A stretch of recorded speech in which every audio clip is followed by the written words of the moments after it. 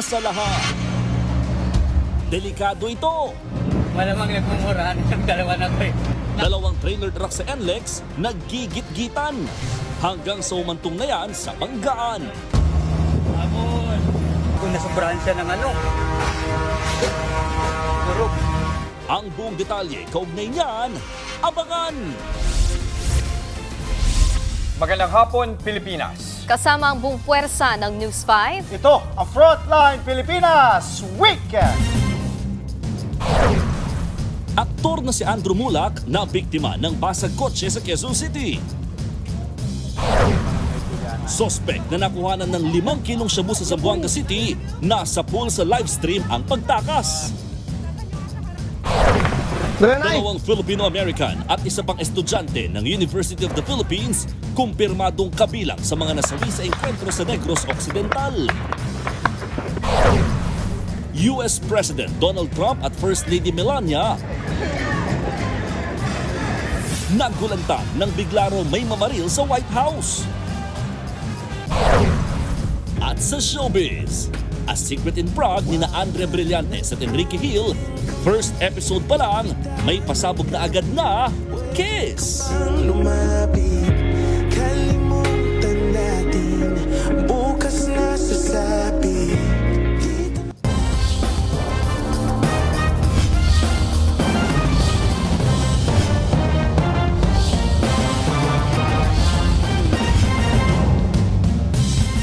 Nabiktima ng basag kotse gang ang aktor na si Andrew Mulak sa Quezon City. Tinangay ng mga kawatan ng kanyang maleta na may lamang pera, ATM card at iba pang mahalagang dokumento. Nasa frontline ng balitang yan, si Bea de Guzman. Basag-basag ang salamin at nagkalat ang mga gamit. Ganyan ang nangyari sa kotse ng aktor na si Andrew Mulak bandang alas 11 kagabi sa Barangay Mariana, Quezon City. Pinost yan sa Facebook ng aktor. Kabilang sa mga nakuha sa kanyang kotse ang pulang maleta at pouch na naglalaman ng mahalagang dokumento gaya ng 2 passport at ATM card. Sa kalsadang ito, 8th Street, Barangay Mariana, New Manila, Quezon City, nanakawan ang aktor na si Andrew Mulak bandang alas 11 kagabi, April 25. Agad yang sinumbong ng aktor sa mga pulis. So parang kinabahan din yung magnanakaw kasi actually hindi nakuha yung mga wallet ko kasi nasa harapan yung wallet ko. Basta ang kinuha niya yung nasa gitnang pintuan. Natunto nila sa CCTV na riding in tandem ang nasa likod ng basag kotse modus. Nasa pool din na bitbit nila ang tinangay na luggage ni Andrew Mulak. Patuloy na tinutumbok ngayon ang plaka ng motorsiklo ng mga salarin. Tinutugis na rin sila ng mga pulis. Mahaharap ang mga sospek sa kasong pagnanakaw. Ayon naman kay Andrew Mulak, nakakuha na siya ng impormasyon online na may nakakuha na ng kanyang 2 passport matapos itong makita sa isang drainage malapit sa lugar. Nagbabalita mula sa Frontline, Bea de Guzman, News 5. Samantala sa pool sa video ang gitgitan ng mga truck sa NLEX. Nauwi pa yan sa banggaan. Nasa frontline ng balitang yan si Gary De Leon. Sa viral video na ito, makikita magkakatabing trailer truck na yan sa NLEX. Malamang nagmumurahan ng dalawa na to eh. Maya-maya pa, tuluyan nang naungusan ng truck sa kanan ang truck sa kaliwa. Pero nang pumalikod na ng naiwang truck, biglang huminto naman ang truck sa unahan. Sabi ko na ba eh. May prelohan siya yun eh. Hindi pa nagkabangga ng dalawa riyan, pero ilang saglit pa. Abon!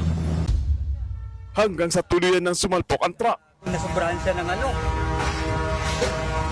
Durog. Bigla na naman kasing pumreno ang truck na sinusundan niya sa unahan. Wasak ang harapang bahagi ng truck. Umabot na yan sa tanggapan ng Land Transportation Office.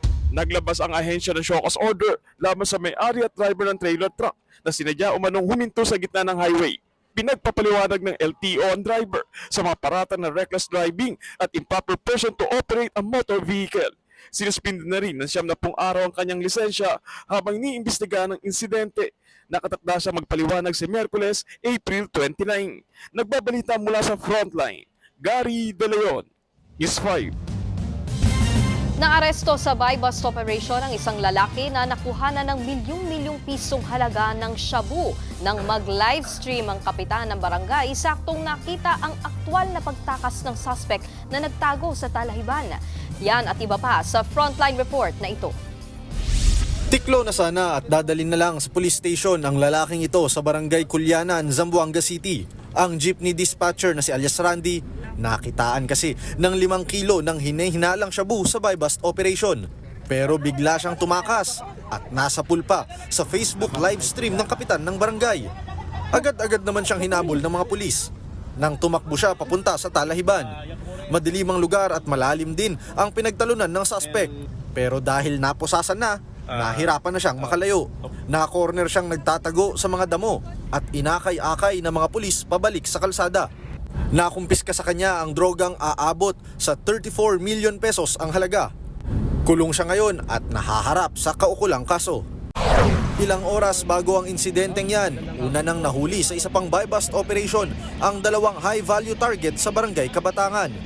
Nahulihan sila ng 3 kilong shabu na may halagang higit 20 million pesos. Napag-alamang mga dayo lang sa lugar ang 2 suspect. Samantala, sa Calbayog City naman sa Samar, 5 gramo ng shabu na may halagang 34,000 pesos ang nasabat sa pre-departure inspection sa isang pantalan.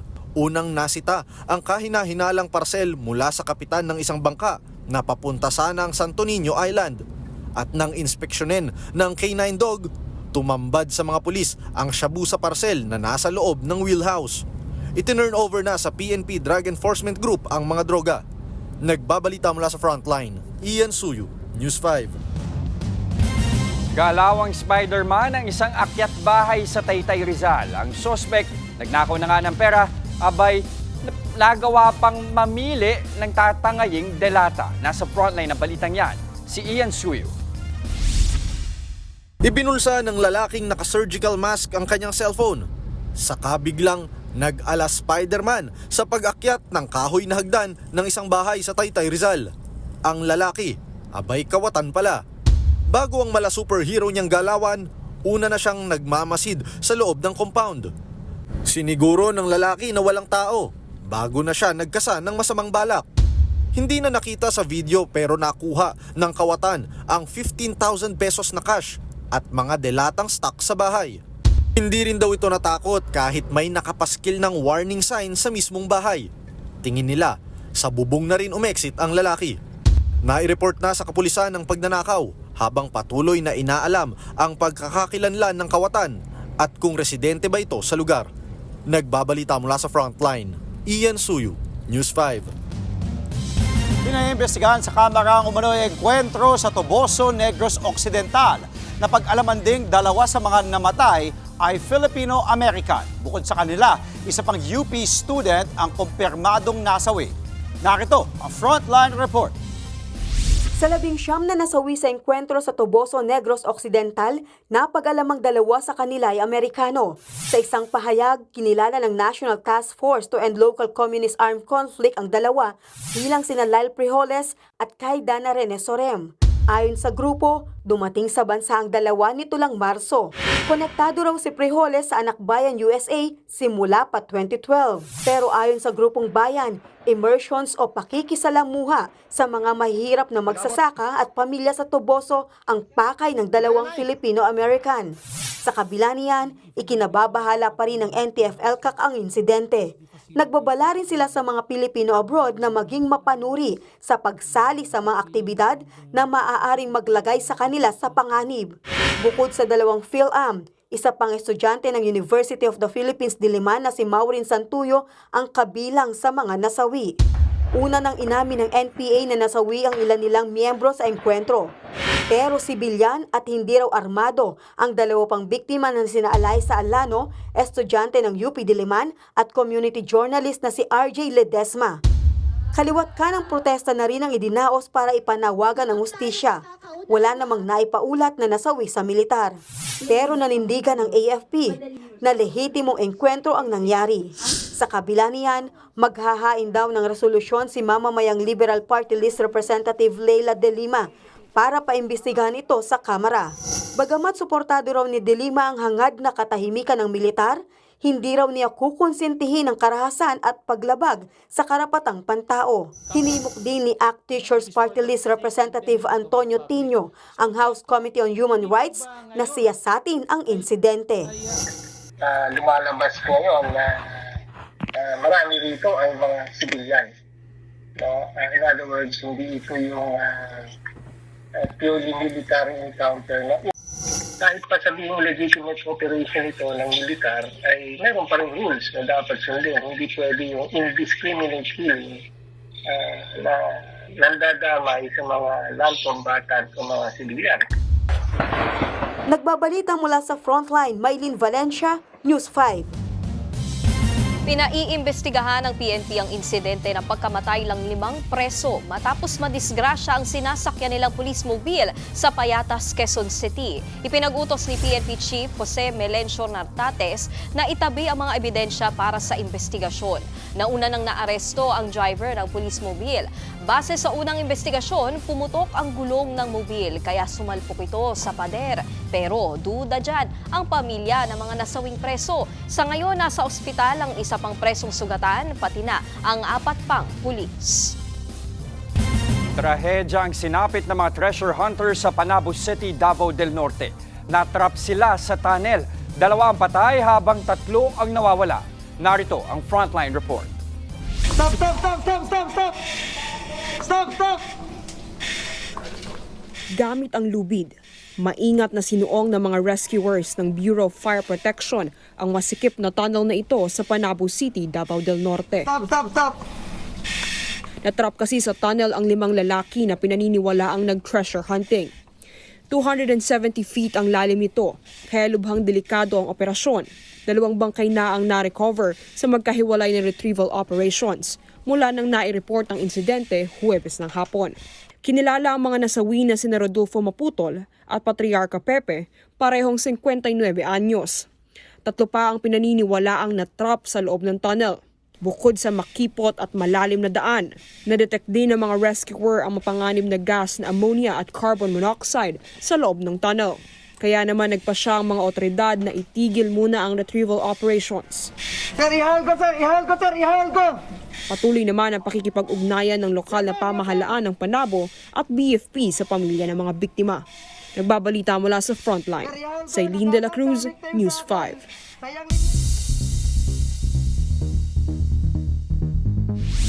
Inilikas bigla sa isang event si US President Donald Trump nang bigla may mamaril sa Washington DC sa Amerika. Ang gunman, timbog. Narito ang Frontline report. Abala ang table ni US President Donald Trump at First Lady Melania sa White House Correspondents' Dinner sa Washington DC sa Amerika. Nang biglang magkagulo, agad lumapit ang Secret Service agent sa mag-asawang Trump. Nagbarikada, saka inilikas sila mula sa venue. Habang ang ibang opisyal, kanya-kanyang yuko sa ilalim ng kani-kanilang mesa. Agad namang napalibutan ng security ang lugar. Pati si US Defense Secretary Pete Hegseth inescort palabas. Ang gulo, nag-ugat ng umalingaw-ngawang sunod-sunod na putok ng bala ng baril. Sa inilabas sa CCTV ni Trump, biglang sumulpot sa hallway ang isa umanong armadong lalaki. Tumakbo ito hanggang lampasan ng mga security personnel. Dito na siya hinabol. Ang sumunod na eksena, naaresto na ang armadong lalaki. Pinuntahan naman ng FBI ang umano'y bahay ng gunman. Nakilala siya bilang si Cole Thomas Allen, isang part-time teacher at game developer. Hindi pa malinaw ang motibo sa pamamaril, pero ayon sa FBI, binaril ng suspect ang isang service secret agent. Dahil naka-bulletproof ang agent, hindi tumagos ang bala. Makalipas ang higit 2 oras, nagpa-press con si Trump. A man charged a security checkpoint armed with multiple weapons, and he was taken down by some very brave members of Secret Service, and they acted very quickly. He was a guy who looked pretty evil when he was down. You know, they had him down. He was fighting hard. He was in my opinion, a sick person. Who would do that but a sick person? Walang nasaktan sa insidente, pero dahil sa gulo, nireschedule muna ang White House Correspondents' Dinner sa susunod na buwan. Nagbabalita mula sa Frontline, Sailin de la Cruz, News 5.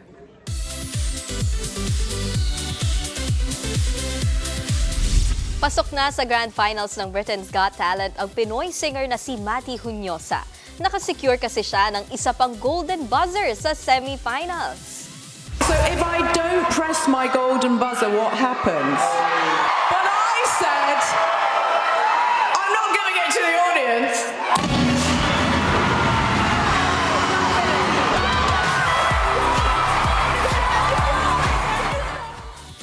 Isang powerful rendition ng kantang Dream On ng Aerosmith ang pinamalas ni Mati sa BGT stage. At after ng kanyang performance, standing ovation ang binigay sa kanya ng audience. Sabi pa nga ng judge na si Alicia Dixon, effortlessly sensational ang performance ni Mati. Habang ang isa pang judge na si Amanda Holden, pinindot ang kanyang golden buzzer na nagbigay ng automatic spot kay Mati sa finals. Nitong March, una nang nakakuha ng golden buzzer si Mati mula naman sa OG judge na si Simon Cowell.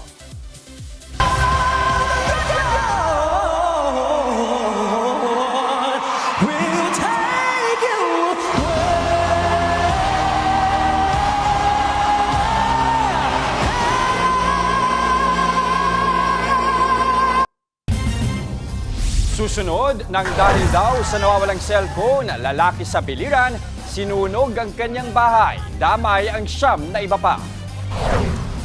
Mister ni Vice President Sara Duterte na si Attorney Man Scarpio magsasampa ng reklamong kriminal matapos bulat-latin sa kamera ang kanilang SAL-N at back records. Emily? At Maricel Soriano at Shaina Magdayaw, nag-ala The Devil Wears Prada. Lahat ng yan sa pagbabalik ng Frontline Pilipinas Weekend.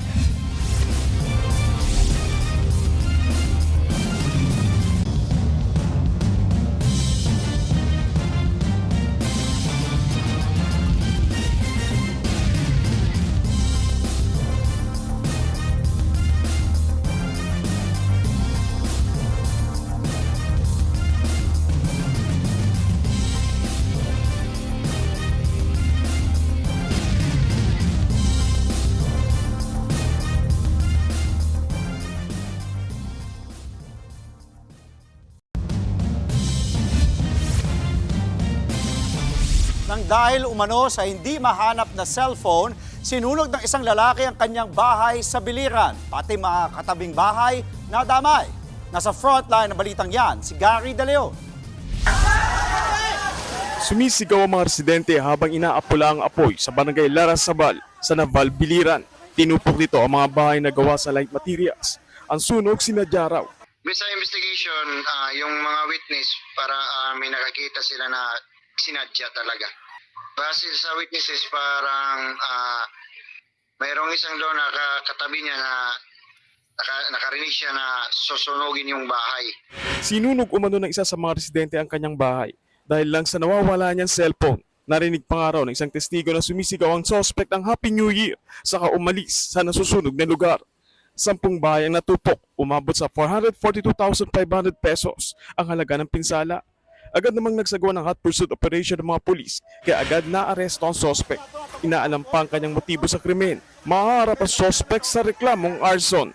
Nagbabalita mula sa Frontline, Gary De Leon, News 5. Arestado ang 5 lalaki sa Mariveles, Bataan dahil sa iligal na pasingaw o pamemeke ng LPG. Sa isang buy-bust operation, daan-daang tangke ng LPG ang nakumpiska ng mga pulis na iligal na nire-refill at pinipinturahan para magmukhang legit. Mismong ang totoong manufacturer ng pinepeke nilang LPG brand ang nagtimbre sa iligal na operasyon. Aabot sa 4.5 million pesos ng peking LPG ang nakumpiska. Kulong na ang mga suspect na mahaharap sa patong-patong na reklamo. Nakapagtala ulit ng minor strombolian activity sa Bulkang Mayon sa Albay. Sa inilabas na video ng Vivox, kita ang pagsabog ng Mayon Volcano sa Summit Crater kahapon. Kasabay niyan, patuloy ang pagdaloy ng lava sa mga daluyan ng Basud, Bonga at Miisi Gullies ng bulkan. Naitala rin ang 40 volcanic earthquakes, kabilang 19 tremors at higit 200 na rockfall events. Umabot din sa higit 1,600 na tonelada ng sulfur dioxide ang ibinuga ng bulkan. Ito na ang ika-110 araw na sunod-sunod na pag-aalboroto ng Bulkang Mayon. Sa ibang balita, pinadaragdagan ng isang grupo ang ipinapataw na buwis sa mga alak. Bakit daw kasi mas mura pa ang isang bote ng gin kaysa sa pagkain, gayong sandamakmak ang masamang epekto ng alkohol? Nasa frontline ng balitang yan, si JC Cosico. Na-stroke noong 2001 at na-stroke ulit nitong 2022 at ngayon nakakalakad at nakakapamuhay na ulit ng normal ang 68 years old na si Romeo Tancioco. Aminado siyang hindi healthy ang kanyang naging lifestyle. Parang yung pagod mo ng maghapon, pag minom ka ng hapon, parang cool na yung feeling mo eh. Parang sedative yung alak. Pero ngayon, huminto na sa pag-inom si Romeo. Baka ma-stroke ulit ako eh. Di ba, na-stroke ka, sobra, baka mas grabe na yung tama ko. Madedo ko na, di ba? You'll never know. Ayon sa World Health Organization, 3.3 million ang namamatay sa buong mundo taon-taon dahil sa pag-inom ng alak. Dito sa Pilipinas, 47 ang namamatay araw-araw dahil sa labis na pagkonsumo ng alkohol base sa datos ng Philippine Medical Association. Nasisira ang iyong liver. Unti-unti ho yan, kakainin at sisirain ang inyong atay. Unti-unting dumarami yung cancer cells at tumutubo sa inyo. Unti-unting nababara ang inyong daluyan ng dugo sa inyong puso at inyong katawan. Dahil lubhang delikado ang sobrang pag-inom ng alak, nananawagan ng grupong Syntax Coalition na taasan ang excise tax o buwis sa alcoholic beverages para malimitahan ang pagbili nito. Meron ng ganyang panukala sa Kongreso, kabilang ng House Bill 5475 ng Akbayan Party List na humihiling ng higit 200 pesos na buwis para sa distilled spirits, hanggang 73 pesos naman para sa beer at iba pang fermented liquor. Susundan niya ng 6% annual increase. Kapag tumaas ang tax sa alcohol industry, bababa ang konsumo. Kapag bumababa ang konsumo, mas konti ang magkakasakit. Nakakapanlumo dahil sa kabila ng masamang dulot nito, patuloy pa ring abot kamay at abot kaya ang alak. Mas mura pa ang isang bote ng gin o isang bote ng beer kaysa sa pagkain, gamot, gasolina. Ayon pa sa Akbayan Party List, ang makokolektang excise tax sa alak ay target gamiting pondo para sa universal health care na naglalayong magbigay ng libreng gamot at treatment sa mga Pilipino. Nagbabalita mula sa Frontline, Maylin Valencia, News 5.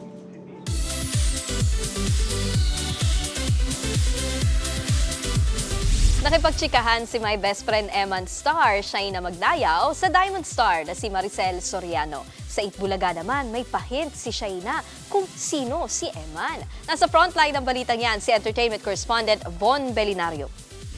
Emily? Yes?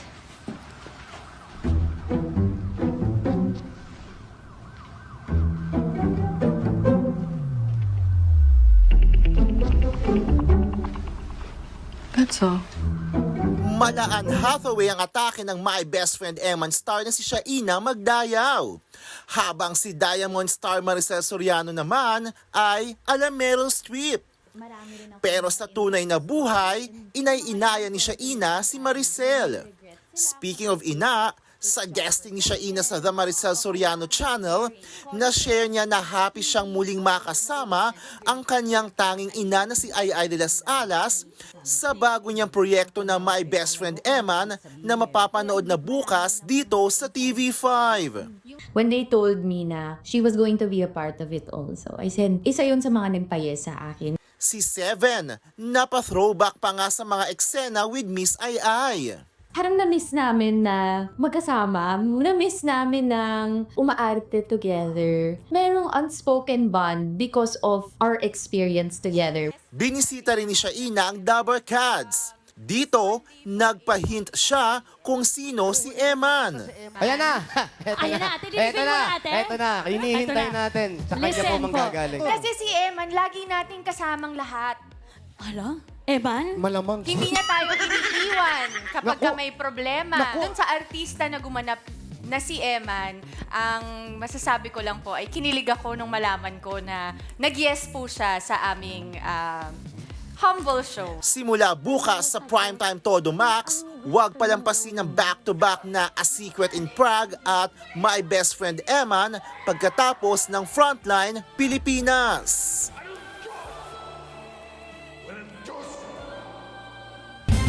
Susunod, lalaking wala raw pambayad sa nirerentahan nilang bahay sa Bataan, huli matapos magbenta ng rehistradong SIM card.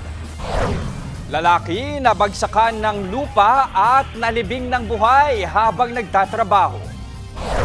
At kilig overload sa first kiss sa first episode ng A Secret in Prague na mapapanood na bukas dito sa TV5. Huwag po kayong bibitiw mga kapatid, magbabalik ang Frontline Pilipinas Weekend.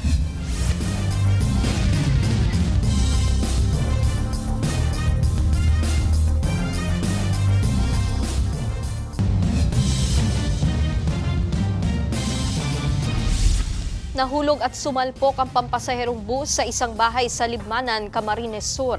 Base sa investigasyon, nawala ng kontrol sa manibela ang driver ng bus dahil umano sa problema sa makina. Nahulog ito sa gilid ng kalsada at naararo ang isang bahay. Nabangga rin ito ang nakaparadang kotse at motor. Wala namang nasawi o nasugatan sa insidente. Timbog ang lalaking nagbebenta ng kanyang registered SIM card na naglalaman ng kanyang personal e-wallet sa Bataan. Nahuli ang suspect sa isang entrapment operation ng PNP sa Olongapo City. Ginawa ang operasyon matapos i-post ng suspect sa social media na binibenta niya ang kanyang SIM card na naglalaman ng kanyang e-wallet. Paglabag po yan sa batas sa ilalim ng Anti-Financial Account Scamming Act. Pero giit ng suspect, hindi niya ito alam. Napilitan lang daw siya dahil kailangan niya raw ng pera pambayad sa 3 buwang utang sa maliit nilang inuupahan ng kanyang pamilya.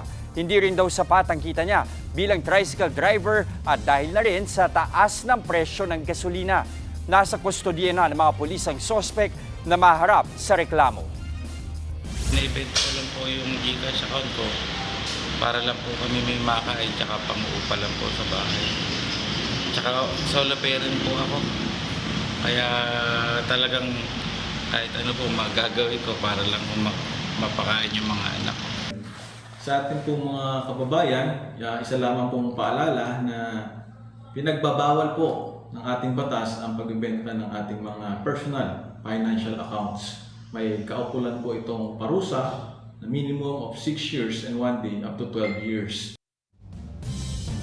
Sa ibang balita, mismong si Bangko Sentral ng Pilipinas Governor Ellie Remolona ang isa sa mga irereklamo ng mister ni VP Sara Duterte na si Attorney Mans Carpio. Kasunod po ito ng pagbusisi ng kamera sa kanilang bank records.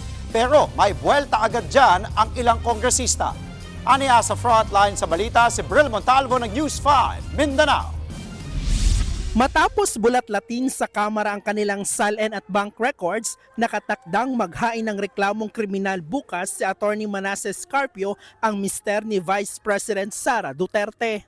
Partikular na irereklamo sina Bangko Sentral ng Pilipinas Governor Ellie Remolona, Anti-Money Laundering Council Executive Director Ronel Buenaventura, House Justice Committee Chair Representative Jervil Luistro at mga miyembro ng komite na sina Congressman Percy Sendanya, Chel Jokno at Laila de Lima. Dahil daw yan sa umano'y paglabag sa Anti-Money Laundering Act, Bank Secrecy Laws at Data Privacy Act. Ayon kay Carpio, nagkaroon daw ng sabwatan sa aniyay iligal na pagbunyag ng confidential banking records nilang mag-asawa. Giit ni Carpio, walang exemption ng Anti-Money Laundering Act. Yan daw mismo ang isinabatas ng Kongreso para maprotektahan ang mga bank record. Aniya, weaponized to the max ang AMLAC para sa black propaganda na maaaring may kaugnayan sa 2028 national elections. Pero buwelta ni de Lima, walang nilabag ang impeachment proceedings. Hindi raw kriminal ang pagbubulgar sa umano'y ill-gotten wealth ng mag-asawang Duterte. Gusto lang daw pagtakpan ang issue. Si Congressman Sindanya naman, inaasahan na raw ang demanda ng mga Duterte. Yan daw ang modus nila na takbo korte. Imbis daw na mag-aksaya ng oras sa pagsampa ng kaso, humarap na lang daw sana ang bise sa susunod na impeachment hearing. Kahit naman hindi kasama sa reklamo, iginiit ni Bicol Saro Party List Representative Terry Ridon na tila inaamin daw ni Carpio ang anomalya sa bank records nila ni VP Sara. Ang dapat daw masagot sa isyong ito, saan nanggaling ang bilyong yaman ng mag-asawang Duterte at paano nila ito ipapaliwanag. Sa darating na Miyerkules, tatalakayin sa pagdinig ang mga umano'y pagbabanta ng bise sa buhay ni Pangulong Bongbong Marcos. Nakatakdang humarap mismo si NBI Director Melvin Matibag. Magdadala raw sila ng mga dokumento at video recording. Speaker. So, inimbestigahan po yan, including po yung mga yung digital po, yung mga pronouncement po na nasa social media. There was a case filed by NBI before the National Prosecution Service of DOJ. So, that will cover testimony. And even there was really a violation of the revised penal code sa green threat at saka po inciting to sedition pumasok din po. Yun po yung findings ng ating pong investigating team noon po. Nagbabalita mula sa Frontline, Bril Montalvo, News 5. Susunod, lalaking nag-aayos ng pipeline, biglang natabunan at nalibing ng buhay. At buhaya tila nag-check-in sa isang hotel at nag-inspeksyon pa sa kusina. Tuloy-tuloy ang balitaan sa Frontline Pilipinas Weekend.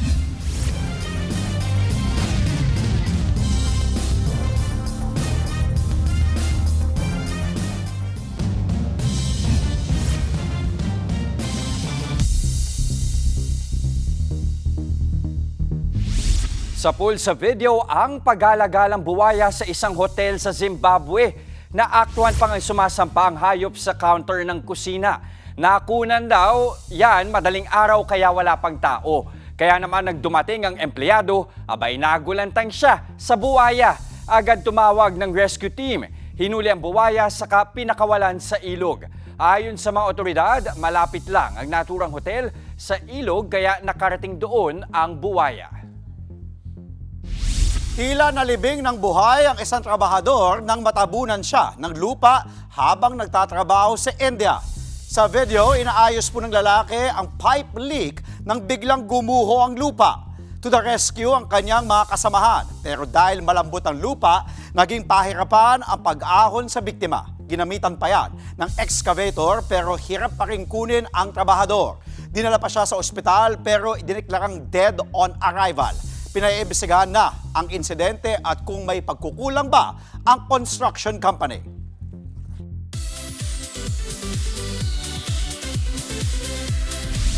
Umarangkada na ang mas pinabonggang vibe sa bagong state-of-the-art MVP studio. Ang Vibe Jocks, pasiklab ang performance. Nasa frontline ng balitang yan si Von Belinario.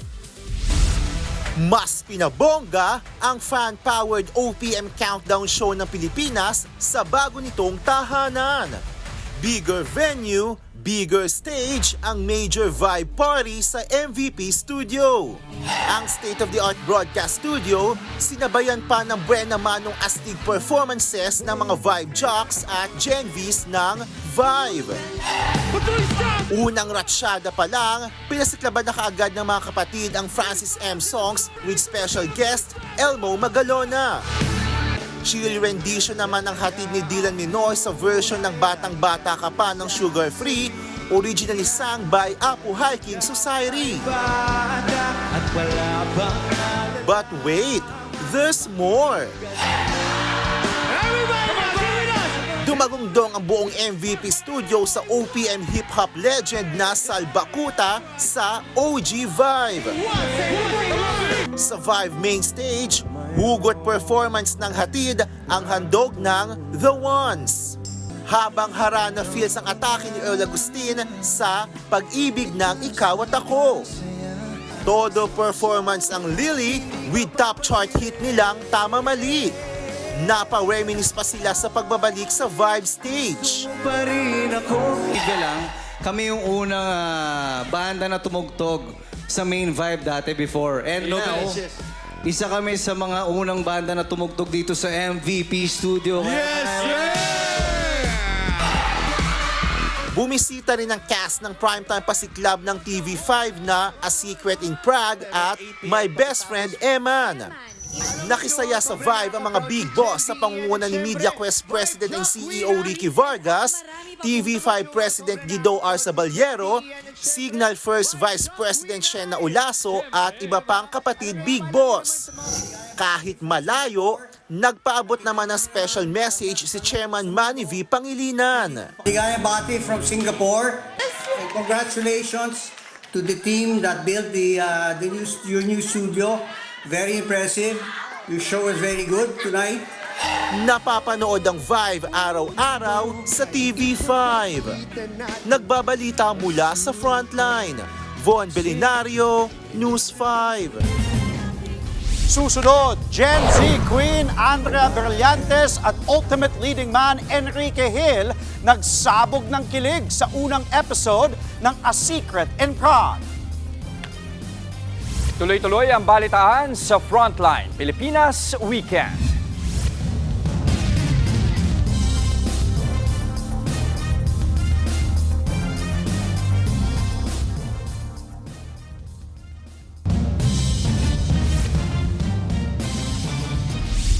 Wagi ho tayo mga kapatid sa ginanap na 20th Gandingan Awards ng University of the Philippines Los Baños.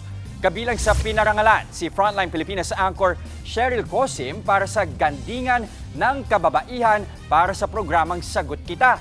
Tinanghal namang Most Development-Oriented FM program ang Ted Filon at DJ Chacha. Habang Best FM Radio program host naman si Good Morning Bayan anchor Ruth Cabal. At panghuli, tinanghal na Most Development-Oriented Radio Drama naman ang Sana Lourdes, ang sabi ng gubat ni Lourdes de Vera. Samantala, ang kapatid reporter naman nating Simon Gualvez, pinarangalan bilang Most Trusted News Anchor of the Year sa 10th Nation Builders and Most Sustainable and Livable Gala Awards. Congrats mga kapatid!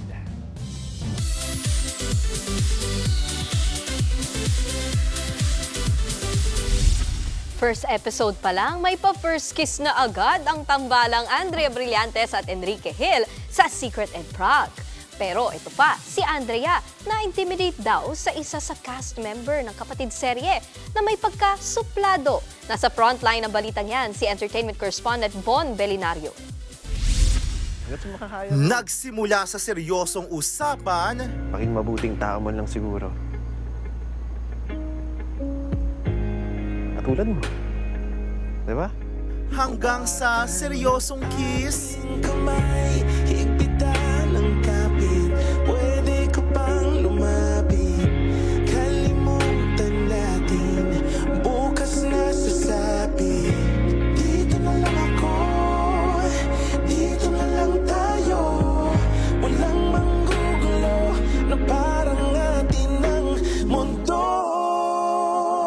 At ngayon, mukhang papunta na rin sa seryosong feelings. Yun nga lang, parang isi-secret muna ni McCoy kahit halatang na-fall na. Alam mo, nangyayari pa rin yan yung nai-inlove ang mayayaman sa mahirap. Pwede. Oo. Bakit may kilala ka bang mahirap na nagkatuloyin sa mayaman? Si Tenten at saka si Serena. Eksakto, nanay. Sa teleserye lang talaga nangyayari yan. Yan ang pa-scene drop ng Netflix sa kapatid seryeng A Secret in Prague na pinagbibidahan ng tambalang Andrea Brillantes as Chiara Valtrovi at Enrique Hill as Mikoy Pinagpala. First episode pa lang, grabe na agad. Nag-number 2 pa nga sa Netflix ha, at umpisa pa lang yan. Ang Gen Z queen na si Andrea nag-take over sa Kapatid Connect at kinumusta agad ang mga nakanood na ng A Secret in Prague. And nagustuhan niyo po ba? Anong comments ninyo? Any violent reactions? Charot. Sinagot din ni Blight ang questions ng viewers. At ang isa sa mga tanong, bakit daw nasa Prague ang Secret? Ay, alam niyo kung bakit sa Prague naisip lagyan ng secret? Kasi andun yung secret. Nahuli sa Prague. Etong T. Meron daw cast member na na-intimidate si Andrea. Ay, si Sir Edu. Si Sir Edu kasi biniro niya ako nung una beses ko siyang na-meet. Hello po. Tapos biglang sabi niya, ay, hindi ako nagbebeso. Kinabahan ako, takot ako. Medyo nanlamig ako konti. Tapos, sige po, sorry po. Tapos, layo ako. Tapos sabi niya, ano ka ba? Nagbibiro lang ako. Eto pa, si Andrea Brillantes, abay, naniniwala sa kasabihang, Masyado ako maganda para iyakan to. Pak! Simula bukas sa Primetime Todo Max, huwag palampasin ng back-to-back na A Secret in Prague at My Best Friend Eman pagkatapos ng Frontline Pilipinas. Nagbabalita mula sa Frontline. Von Belinario, News 5. O mga kapatid, bukas na Yes! ang Sa back-to-back bukas. na Woo! Secret in Exciting. Prague at My Best Friend Eman. Mapapanood yan pagkatapos sa Frontline Pilipinas, kaya naman todong-todo na talaga ang Primetime Todo Max. Oo, at available din po ha mga kapatid ang A Secret in Prague sa Netflix. At bukas nga mapapanood yan dito lang sa Kapatid Network sa TV5. Napaka-exciting. Alam nyo, Jess, Nikki, last week nandun ako sa block screening ng ilang eksena para sa mga ahensya natin. Kasama ko si Johnny, kami nag-host nun. So nandun ang Secret in Prague stars, sina Enrique Hill, nandun din ang My Best Friend Eman stars, JM De Guzman, Shaina Magdayaw, at marami pang iba. At talagang exciting. Napanood ko yung mga ibang eksena, talagang sabi ko, aabangan to, patok na naman to sa Saka Primetime Todo Max. nakakatuwa na sabay yung premiere, di ba? Yes. And one day, dalawa yung Alam mo, first day na Ang mapapanood ibig sabihin nyo. lang yan, pagkatapos nyong manood ng balita, wala nang lipatan ng channel, butok na sa TV5. Tuloy-tuloy na yan, mga Tuloy-tuloy na kapatid. yan. At abangan nyo, malay nyo, makita nyo pa si Jess. Hindi nyo alam. Sana naman. Ako pala yung best friend ni Siya pala si Eman. Ako pala yung Sikreto Eman. sa Prague. Oo, di ba sinabi kanina, hindi daw natin sure kung sino si Eman. Nakaka-excite. Yes. Abangan nyo po yan bukas dito lang sa TV5. Happy Sunday po mga kapatid. At yan ang mga impormasyong dapat ninyong malaman. Mga balita para sa may alam at may pakialam. Kami ang inyong mga kapatid sa Balitaan at Public Service, walang iwanan sa Frontline Pilipinas Weekend.